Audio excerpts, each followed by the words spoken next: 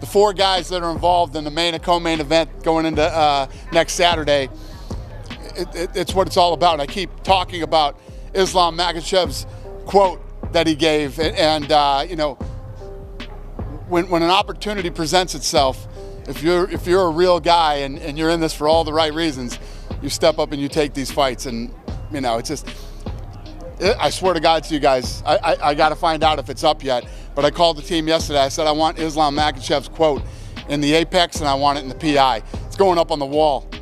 That's how much I love this shit. But look at the buzz and the excitement. You know what I mean? The energy. What does that tell you? It tells you they made the right choice. And this is the type of stuff that we as fight fans love and get excited about. So yesterday when I posted the video of the announcement, it had 10 million views. 10 million views in like 10 hours. So I mean, it's just, that answers all the questions. As a fight itself, how do you see that Kamaru Hamzat fight going? It seems like, you know, Kamaru's the immovable object and Hamzat's this unstoppable force. Do you think that's just going to be 3 rounds of chaos? Yeah, so Usman has like a 93-point-something% takedown, you know, defense rate. The highest in the welterweight division of all time. Hamzat likes to take people down and smash them. You know, because of both of their wrestling, this probably ends up being a stand-up war. It's a fun fight. Very fun fight. Oh, yeah. But what I'm gonna do now, bro, 14 months, 4 fights. Yeah. As a champion. Find any other champion apart from me and Volk who is as active like that. But I think even David might have said I'm the Stats most showed you are the most active champion in UFC history. Yeah. Okay, so before this fight, I was very like, you know, I know I'm on the back end of my career. So I was like, I want to do as many as I can because I know when I'm done with this, I'm gonna miss it, man. I'm gonna miss this shit. I know when I'm like, you know, you guys' age. Yeah, bro. I'll be like, oh, man. True. How old do you reckon we are? That's the question. Anyway, when I'm you guys' age. So I'm like, fuck, I'm gonna miss this shit. I'm gonna miss this. So I'm trying to do as much as I can. But then after this fight, again, because 14 months, 4 fights, it's not just the fights, it's the training and everything. I had injuries going into the Predator fight, you've seen that. And, you know, I don't make any excuses. Strickland got me on the night because he was the better fighter on the night, and he did his work well. He had a good team behind him. I never make excuses to give him props, but now I'm gonna take time to look after myself. I'm not gonna fight for a long time. I'm definitely not gonna retire because I know me. I'm not leaving that. I know me. But if I did, I'm fine. But I don't need to prove anything else. But I know what I can do, and I know what I can change in my lifestyle to make my body adapt to where I need to be. So I'm gonna heal myself up. You won't see me fight for a long time. Even with this slow replacement, I'm sure they called my team up and my team was just like, he's not fighting right now. Yeah. Cool. Because if I wanted to, come on, man, I could. That would be cool. Imagine that, me and Volk, just badass, boom. But nah, right now I'm just like, look, 4 fights in the last 14 months. It takes a toll on your body. We've been to the doctors and stuff. We even came back from Hamilton 2 days ago. Go do this fucking test. But not that test.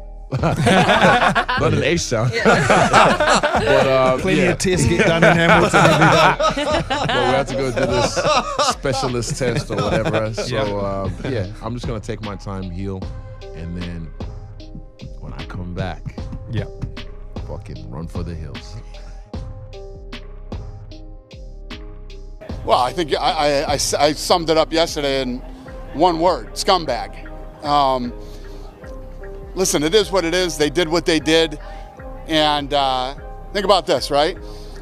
They're in a business where they're looking to bring other sports leagues in. They were with us for 8 years. We helped put them on the map. They helped us build an incredible program.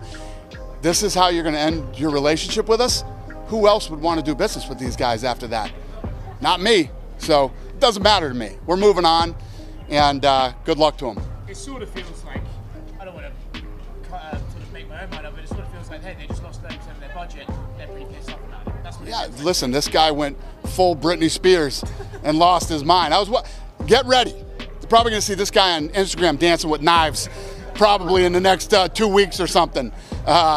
You know, he went nuts. He lost his mind, and you know, it is what it is. It's whatever. Pretty crazy. So you could see while White would be pretty worth it for Usman to step up. So again, you got to take them opportunities, even on short notice. If an opportunity like this comes, you go and take it. And that's what he's doing. So, you know, credit to him. How do I think that fight's going to go? Interesting fight. I think, again, credit to Chimaev because it ain't an easy fight. We know Usman's got very good takedown defense. Covington had big problems with Usman, trying to take him down. I think Usman even got the takedowns on him. So we could expect a stand-up fight.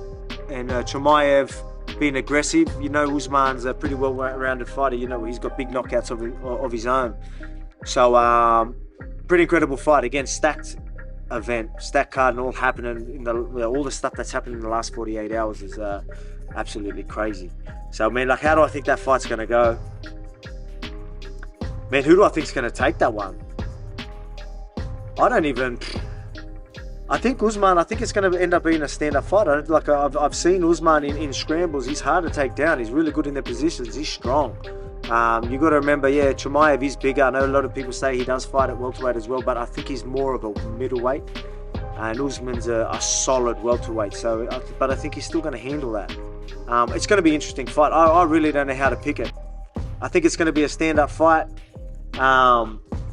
Obviously, Chimaev's going to be, you'd think, in better condition. I don't know how long Usman's been training for. And Chimaev's a very, very high-paced fighter. So does that come into play? Can Usman handle the shots? I think he can. Can he handle that pace that Chimaev's going to put? Everything's going to be 100%. It's a 3-rounder.